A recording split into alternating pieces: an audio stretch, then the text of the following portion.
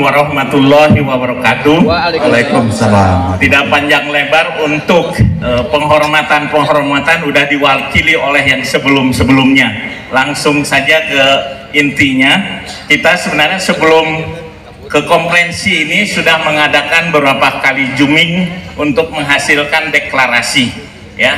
Dan ini deklarasi ini merupakan deklarasi Ciparai, ya, deklarasi Ciparai, karena kita di Ciparai 2024. Dan di konferensi ini kita ingin memahami bahwa takaki di Asep ku Asep ke Indonesia, kita ingin memastikan ke Indonesianya itu. Dan kita tahu bicara Indonesia, kalau kita berkontribusi tentunya harus lebih baik. Berbicara lebih baik itu berarti kita harus ada pembandingnya dengan negara-negara yang lain. Dan untuk bisa lebih baik programnya maka harus terukur. Karena kalau tidak bisa mengukur sama dengan tidak bisa mengelola. Nah, untuk itu Paguyuban Asep Dunia mencoba mengukur hal-hal yang strategik. Alhamdulillah, Indonesia dari tahun 2020 sampai 2024 ada perbaikan dalam indeks kebahagiaan. Yang tadinya di 2020 kita peringkat 85, di 2024 kita ada di peringkat 80. Ya, alhamdulillah. Alhamdulillah juga indeks inovasi kita ada perbaikan. Yang tadinya di 2020 kita ada di urutan 85, sekarang kita ada di urutan 57. Membaik, alhamdulillah. Alhamdulillah juga, ya, terkait indeks daya saing Indonesia. Di 2020 kita ada di urutan 44, di 2024 kita ada di urutan ke-27. Ya, alhamdulillah. Namun kita pun juga harus mawas diri, karena tadi yang lebih baik ini ternyata kontradiktif dengan indeks yang lainnya yang harusnya itu mendasar sekali. Pertama, dengan Human Development Index, dengan indeks pembangunan manusia. Kita di tahun 2020 itu ada di urutan ke-107, di tahun 2024 ada di urutan 115, berarti makin jelek. Kemudian terkait indeks persepsi korupsi, di tahun 2020 kita ada di urutan ke-96, di tahun ini di 2024 kita ada di urutan 115. Nah, ini sesuatu yang sangat buat kita harus sedih, karena Human Development Index dan indeks persepsi korupsi yang makin jelek menunjukkan bahwa kemandirian bangsa kita itu masih bermasalah. Untuk itu Paguyuban Asep Dunia mau ke Indonesianya, mau mencoba berkontribusi dalam hal Human Development Index dan indeks persepsi korupsi, yang isi usulannya itu disampaikan dalam deklarasi Ciparai.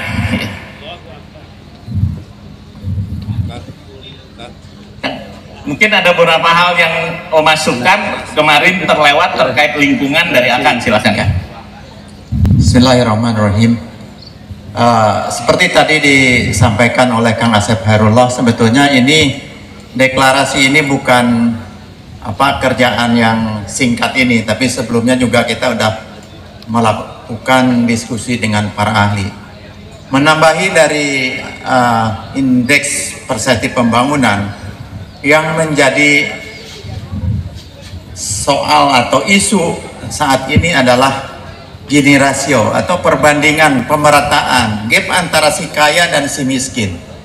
Itu yang menjadi ganjalan bagi Indonesia dan juga bagi Jawa Barat, karena kekayaan Indonesia itu dimiliki mungkin kurang dari 10% untuk lebih dari 50% kekayaan Indonesia ini. Ini yang akan kita himbau kepada pemerintah untuk melakukan bagaimana Gini rasio ini, perbandingan antara si kaya dan si miskin itu makin mengecil. Dan utama bagi Jawa Barat itu kalau nggak salah nomor 3 dari bawah gini rasionya itu. Jakarta lebih tinggi lagi gini rasionya itu, dan Papua itu kecil, mungkin karena rata-rata belum maju jadinya kecil. Tapi yang ideal itu maju, tapi maju sama-sama. Nah ini juga gini rasio yang perlu kita tingkatkan, dan gini rasio itu berhubungan langsung tadi dengan indeks pembangunan manusia. Kalau indeks pembangunan manusia itu meningkat, gini rasionya nanti akan menurun juga, artinya kaya dan miskin jurangnya makin kecil. Ini juga menjadi concern daripada PAD, karena ini adalah yang sekarang terjadi adalah kesenjangan.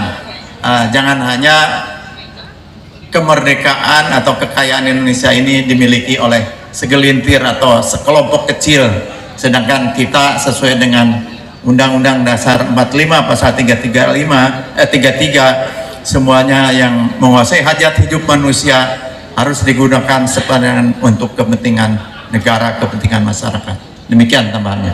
Oke, maka kami bacakan rekomendasi merupakan Ker Indonesia kontribusi Paguyuban ASEP Dunia terkait dengan Human Development Index. Paguyuban ASEP Dunia mendukung dan berperan aktif dalam makanan gratis bergizi yang dilakukan untuk pemerintahan Indonesia di tahun sekarang ini. Jadi MGB, makanan gratis bergizi, untuk mengurangi stunting dan meningkatkan intelektualitas anak-anak Indonesia.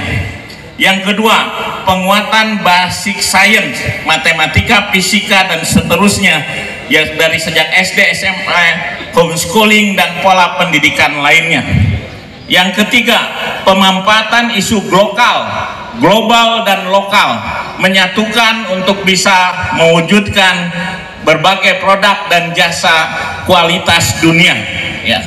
Yang keempat, mendorong untuk adanya perubahan dari konsep buruh itu bekerja untuk disuruh-suruh, datang jam 8 harus datang jam 8, menjadi konsep bursa, bekerja untuk punya saham. Artinya kita ingin mendorong koperasi, jadi lebih banyak orang didorong untuk punya saham, ya. Dan itu dengan koperasi, hal tersebut mudah-mudahan bisa mengurangi kesenjangan yang tadi sudah disampaikan oleh Pak Asep Sulaiman. Terkait dengan indeks persepsi korupsi, ya, maka PAD berkontribusi siap untuk memetakan, mendampingi secara langsung dan tidak langsung implementasi pemastian terintegrasi governance, risk dan compliance serta budaya integritas, baik di pusat, di daerah maupun di tingkat paling kecil yaitu keluarga, ya, terukur semua bisa. Yang kedua, berperan aktif mendorong yang namanya PISIUM. Jadi bukan cuma sibuk museum saja diperbanyak, tapi ada PISIUM, sesuatu yang di masa depan ditampilkan sekarang dalam rangka untuk memastikan terciptanya budaya unggul, dan ini akan selaras dengan konsep pemajuan kebudayaan. Jadi pemajuan kebudayaannya harus diwarnai dengan konsep budaya unggul, karena kita saksikan bahwa negara-negara yang maju mereka punya budaya unggul, mereka bisa mempertahankan, bisa mengembangkan, bisa membuat museum budaya masa lalu lebih canggih, lebih luar biasa. Tapi kalau negara-negara yang tidak punya budaya unggul, yang ada adalah budayanya hilang, budayanya malah ada yang tidak bisa ditampilkan di museum-museum secara layak. Yang ketiga, mengingatkan dan memfasilitasi para stakeholder manajemen resiko, termasuk pemerintah daerah dan berbagai organisasi, kementerian dan sebagainya, untuk menindaklanjuti dan membuat peraturan serta program terkait manajemen resiko pembangunan nasional yang ditandatangani oleh Presiden dalam Perpres nomor 3 tahun 39 tahun 2023. Jadi semua harusnya menindaklanjuti itu. Jadi maksimal semua stakeholder termasuk mungkin Jawa Barat dan berbagai pemerintah kota dan kabupaten di Jawa Barat harus menindaklanjutinya maksimal 2 tahun setelah ditandatangani. Artinya di 2025 harus sudah punya itu, dan insya Allah PAD bisa membantu untuk memfasilitasi ya pemetaan manajemen resiko yang serba lintas dan terintegrasi. Yang keempat, mengusulkan kepada Presiden terkait yang namanya pengampunan koruptor, ya, pengampunan agar dilakukan tersistem, dan PAD mengusulkan memfasilitasi apa yang namanya tata pedo, tangga taubat pengakuan dosa diterapkan. Jadi supaya tidak bingung orang kalau mau taubat korupsi kayak gimana, dibuat sistemnya, yaitu PAD punya tangga taubat pengakuan dosa, ada sistemnya, ada lembarnya. Ini pernah dibahas secara komprehensif di Rembuk Integritas yang ketiga di Jogja.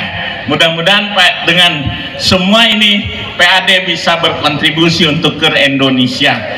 Deklarasi yang bersifat internal dalam konferensi ASEP ini adalah: 1. PAD mendirikan koperasi, ya.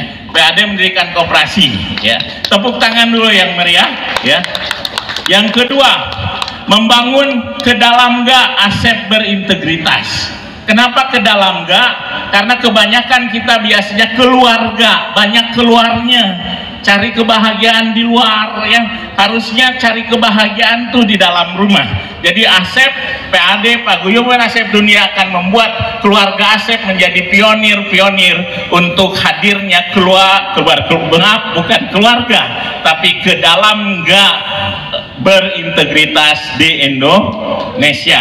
Karena kalau ke dalam setidaknya semua yang hadir di sini adalah para presiden rumah tangganya masing-masing, sehingga program ini kalau disampaikan bisa dengan segera dijalankan oleh para presiden rumah tangganya masing-masing, gitu.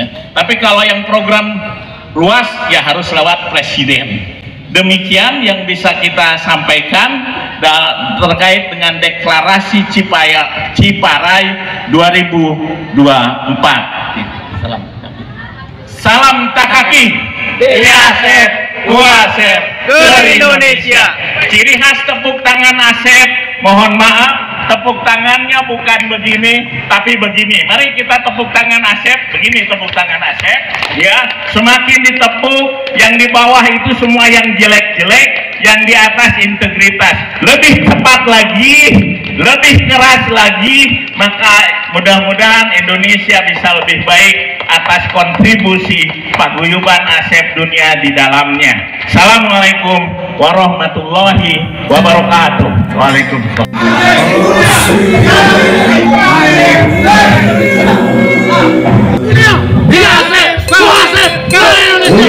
Mantap.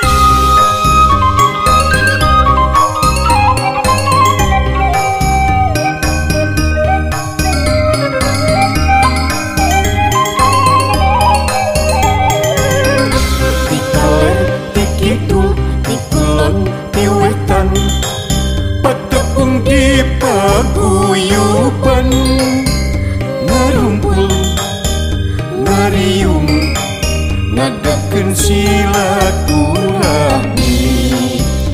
ASEP jumpa pada ASEP, di ASEP ku ASEP ke Indonesia.